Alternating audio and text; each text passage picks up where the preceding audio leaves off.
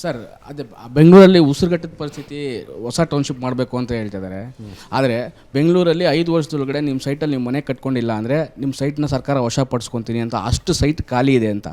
ಮತ್ತು 1,43,000 ಎಕರೆ ಕೈಗಾರಿಕಾ ವಲಯ ಅಕ್ವೈಸೇಷನ್ ಆಲ್ರೆಡಿ ಆಗಿರೋಂಥ ಭೂಮಿ ನಮ್ಮ ಹತ್ರ ಇದೆ. ಅದನ್ನು ಯುಟಿಲೈಸ್ ಮಾಡದೆ ಆ ರೈತರಿಗೆ ಯಾಕೆ ತೊಂದರೆ ಕೊಡ್ತಾ ಇದ್ದೀರಾ? ಮತ್ತು ಸರ್ ದ್ವಿಮುಖ ನೀತಿ ಏನು ಗೊತ್ತಾ, ಇದೇ ಬೆಂಗಳೂರಿನ ಕೊಳಚೆ ನೀರು ಚಿಕ್ಕಬಳ್ಳಾಪುರಕ್ಕೆ ಕೋಲಾರಕ್ಕೆ ಹೋದರೆ ಅಮೃತ, ಬಿಡದಿಗೆ ಹೋದರೆ ವಿಷ. ಆಮೇಲೆ ಸರ್ ಅದೇ ಚನ್ನರಾಯಪಟ್ಟಣದಲ್ಲಿ 1,770 ಎಕರೆ ಏನು ಬಫರ್ ಝೋನ್ನ ಸ್ಪೆಷಲ್ ಅಗ್ರಿಕಲ್ಚರ್ ಝೋನ್ ಮಾಡಿದರು. ಇದೇ ಡಿ ಕೆ ಶಿವಕುಮಾರ್ ಅವರು CM ಆಗಿ ತಿಂಗಳಲ್ಲೇ ಮತ್ತೆ ಅದನ್ನು ಅಕ್ವೈಸೇಷನ್ಗೆ ಇದು ಮಾಡಿ ಕೊಟ್ಟಿದ್ದಾರೆ. ಅದೇ ರೀತಿ ಇಲ್ಲಿರೋ ಬಿಡದಿ ರೈತರಿಗೆ ಯಾಕೆ ಮಾಡಿಕೊಡ್ತಾ ಇಲ್ಲ? ಯಾಕೆ ಇಲ್ಲಿ ಬಿಡದಿ ರೈತರಲ್ವಾ ಸರ್? ಒಂದು ಮುಖ್ಯಮಂತ್ರಿಗಳು ಹೇಳಿರೋವಂಥದ್ದು ನಾನು ನೋಡಿದೆ, ಯಾರು ಭೂಮಿ ಸ್ವಂತ ಇಚ್ಛೆಯಿಂದ ಬಂದು ಕೊಡ್ತೀರಾ ಕೊಡಿ, ನಾವು ಒತ್ತಾಯಪೂರ್ವಕವಾಗಿ ತೊಗೊಳ್ಳಲ್ಲ ಅಂತ ಹೇಳ್ತಾರೆ. ಆದರೆ ನಾನಿಲ್ಲಿ ವೇದಿಕೆ ಮೇಲೆ ಮುಖ್ಯಮಂತ್ರಿಗೆ ಪ್ರಶ್ನೆ ಮಾಡ್ತಕ್ಕಂಥದ್ದು, ನೀವು ಅದನ್ನು ಒಂದು ಲಿಖಿತ ಭರವಸೆಯ ರೂಪದಲ್ಲಿ ಒಂದು ಗೌರ್ಮೆಂಟ್ ಆರ್ಡ್ರಾಗಿ ಇಶ್ಯೂ ಮಾಡ್ತೀರಾ, ಅಥವಾ ಕೇವಲ ಸುಮ್ಮನೆ ಏನೋ ಒಂದು ಕಾಟಾಚಾರದ ಮಾತಾ ಇದು ಅಂತಕ್ಕಂಥದ್ದು ನಾನು ಕೇಳೋದಕ್ಕೆ ಬಯಸ್ತೇನೆ.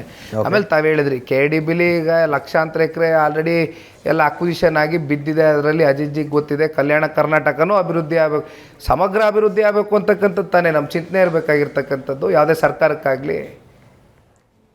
ಇಲ್ಲಿ ಬರೀ ಬಿಡದಿಲಿ ಟೌನ್ಶಿಪ್ ಮಾಡ್ತೀನಿ ಅನ್ನೋವಂಥದ್ದು, ಬಿಡದಿಲಿ AICT ಕಟ್ತೀನಿ ಅನ್ನೋವಂಥದ್ದು, ಸ್ಮಾರ್ಟ್ ಸಿಟಿ ಮಾಡ್ತೀನಿ ಅಂಥದ್ದು, ಅಲ್ಲಿ ಫಲವತ್ತಾದಂಥ ಭೂಮಿ ಇಲ್ಲದೆ ಇರತಕ್ಕಂಥ ಬರಡು ಭೂಮಿಯಲ್ಲೇ ಮಾಡ್ಬೋದಲ್ಲ, ಇದನ್ನು ಅಲ್ಲೊಂದಷ್ಟು ಜನಕ್ಕೆ ಉದ್ಯೋಗ ಸೃಷ್ಟಿ ಮಾಡ್ಬೋದಲ್ಲ. ಅದೊಂದು ಪ್ರಶ್ನೆಗೆ ಯಾರಿಗೂ ಉತ್ತರ ಸಿಗೋದಿಲ್ಲ. ಸರ್ ನಮಸ್ತೆ, ಆದಿತ್ಯ ಅಂತ, ವಿದ್ಯಾರ್ಥಿ. ಸರ್ ಈಗಿನ ಯೂತ್ಸು ಒಂದು ಬಿಲೀವ್ ಮಾಡ್ತಾರೆ, ಹಣ ಇದ್ದರೆ ನಾವು ಎಲೆಕ್ಷನ್ ಗೆಲ್ಬೋದು, ಕುಟುಂಬದ ಬಲ ಇದ್ದರೆ ನಾವು ಎಲೆಕ್ಷನ್ ಗೆಲ್ಬೋದು. ತಮ್ಮ ಅನುಭವ, 3 ಎಲೆಕ್ಷನ್ ಸ್ಪರ್ಧೆ ಮಾಡಿದ್ದೀರಾ, ಸೋತಿದ್ದೀರಾ. ಇದರಿಂದ ಈ ಹೊಸ ಪೀಳಿಗೆಗೆ ಯುವಕರಿಗೆ ಏನು ಸಂದೇಶ ಕೊಡೋಕ್ಕೆ ಇಷ್ಟಪಡ್ತೀರಾ? ಪೊಲಿಟಿಕಲ್ ಬ್ಯಾಕ್ಗ್ರೌಂಡ್ ಇರ್ತಕ್ಕಂಥವನಿಗೆ ಆಪರ್ಚುನಿಟಿ ಸಿಗ್ಬೋದು, ಅವಕಾಶ ಸಿಗ್ಬೋದು,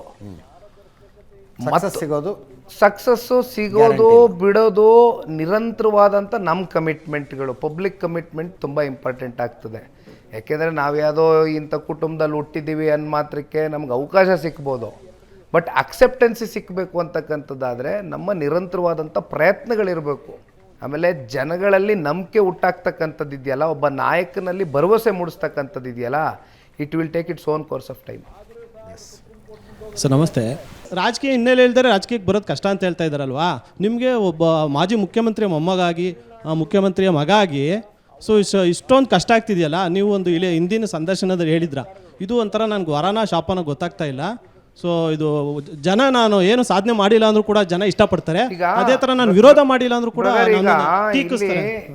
ಕಷ್ಟ ಇಷ್ಟದ ಪ್ರಶ್ನೆ ಅಲ್ಲ. ಒಂದು ಹೇಳ್ತೀನಿ ಕೇಳಿ, ರಾಜಕಾರಣಕ್ಕೆ ಬರ್ತಕ್ಕಂಥ ಯಾವುದೇ ಒಬ್ಬ ವ್ಯಕ್ತಿ ಕೇವಲ ಪವರ್ ಪೊಲಿಟಿಕ್ಸ್ನೇ ಮನಸ್ಸಿನಲ್ಲಿ ಇಟ್ಕೊಂಡು ಬಂದರೆ ಅವನು ಲಾಂಗ್ ಟರ್ಮ್ ಕ್ಯಾರಿ ಆಗೋಕ್ಕಾಗಲ್ಲ. ಪವರ್ ಪೊಲಿಟಿಕ್ಸೇ ಅಂತಿಮ ಅಲ್ಲ. ಈಗ ನೀವು JDS ಅವರು ಕಾರ್ಯಕರ್ತರು, ಇದೇ ದೇವೇಗೌಡರು ಸಾಹೇಬರು 64 ವರ್ಷದ ಸುದೀರ್ಘ ರಾಜಕಾರಣ ಅವಧಿ ನಿಮಗೂ ಗೊತ್ತಿದೆ. ಎಷ್ಟು ವರ್ಷ ಅಧಿಕಾರದಲ್ಲಿದ್ದರು? 2 ವರ್ಷ. ಅಜಿತ್ ಅವರ ಏಜ್ ಕೇಳ್ತಾ ಇದ್ರು, 94 ವರ್ಷ. 4 ವರ್ಷ. ಇವತ್ತಿಗೆ ಯಾರು ಅವ್ರು ಕಮಿಟೆಡ್ ಆಗಿ ಯಾಕೆ ಮಾತಾಡ್ತಾರೆ? ಈ ದೇಶದ ಜನತೆ ಬಗ್ಗೆ, ರಾಜ್ಯದ ಜನತೆ ಬಗ್ಗೆ ಈ ಡಯಾಲಿಸಿಸ್ ಇತ್ಕೊಂಡು ಇವತ್ತು ಬಿಡದಿ ಹೋರಾಟಕ್ಕೆ ನಾನು ಬರ್ತೀನಿ, ಬಂದು ಕೂತ್ಕೋತೀನಿ ರೈತರ ಪರವಾಗಿ ಅಂತ ಯಾಕೆ ಹೇಳ್ತಾರೆ? ಮತ್ತು ದೇವೇಗೌಡರು ಸಾಹೇಬರು ಅವ್ರು ನೋಡಾದರೂ ನಮ್ಮಂಥವ್ರು ಕಲಿಬೇಕಾ ಬೇಡವಾ? ಎಲೆಕ್ಟ್ರಾಲ್ ಪೊಲಿಟಿಕ್ಸಲ್ಲಿ ನಮಗೆ ಸೋಲಾಗಿರ್ಬೋದು, ಬಟ್ ನಮಗೆ ಜನರ ಪರವಾದಂಥ ಬದ್ಧತೆ ಕಾಳಜಿ ಇಲ್ಲದೆ ಹೋದರೆ ನಾವು ಇಲ್ಲಿರ್ತಕ್ಕಂಥದ್ದಕ್ಕೆ ಅರ್ಹತೆ ಇರೋದಿಲ್ಲ. ಅದು ನಾವು ಅರ್ಥ ಮಾಡ್ಕೊಂಡು. ಸೋಲುಗಳು ಫ್ರಸ್ಟ್ರೇಟ್ ಮಾಡ್ತವೆ.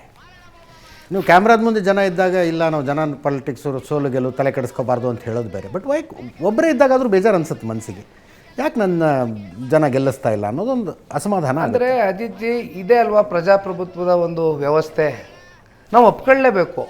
ಅದು ಯಾವ ಸಂದರ್ಭದಲ್ಲಿ ನಮ್ಮ ಸೋಲಾಯಿತು, ಯಾತಕ್ಕೋಸ್ಕರ ನಮ್ಮ ಸೋಲಾಯಿತು, ಆ ಸೋಲಿನ ಕಾರಣಗಳೇನು, ಅದರಲ್ಲಿ ನಮ್ಮ ತಪ್ಪುಗಳು ಎಷ್ಟಾಗಿತ್ತು, ಅಥವಾ ನಮ್ಮ ತಪ್ಪಿಲ್ಲದೆ ನಾವು ಒಂದು ರೀತಿ ಸಾಂದರ್ಭಿಕ ಶಿಶು ಆದಂಥ ಕೆಲವೊಂದಷ್ಟು ಸೋಲುಗಳನ್ನ ನಾವು ಯಾವ ರೀತಿ ಎದುರಿಸಬೇಕಾಗಿತ್ತು, ಇದೆಲ್ಲವೂ ಕೂಡ ಬಹುಶಃ ನೀವು ಹೇಳ್ದಂಗೆ ನಮ್ಮಲ್ಲಿ ಒಂದಷ್ಟು ಪ್ರಶ್ನೆಗಳು. ಯಾಕೆಂದರೆ ಗೆದ್ದಾಗ ಯಾರು ಕೂಡ ಯಾಕೆ ಗೆದ್ವಿ ಅನ್ನೋದನ್ನು ಹುಡ್ಕಕ್ಕೆ ಹೋಗೋದಿಲ್ಲ, ಸೋತಾಗ ನಾವು ಅದನ್ನು ಪೋಸ್ಟ್ ಮಾರ್ಟಮ್ ಮಾಡ್ತಾ ಹೋಗ್ತೀವಿ. ಬಹುಶಃ ಹಾಗಾಗಿ ಆ ಪೋಸ್ಟ್ ಮಾರ್ಟಮ್ಗಳು ಎಷ್ಟಾಗ್ತದೋ ಬಹುಶಃ ಮುಂದೊಂದು ದಿನ ಗಟ್ಟಿತನದ ಜನಸೇವೆ ಮಾಡ್ತಕ್ಕಂಥದ್ದಕ್ಕೆ ನಮಗೆ ಒಂದು ದಾರಿ ಕಾಣುತ್ತೆ.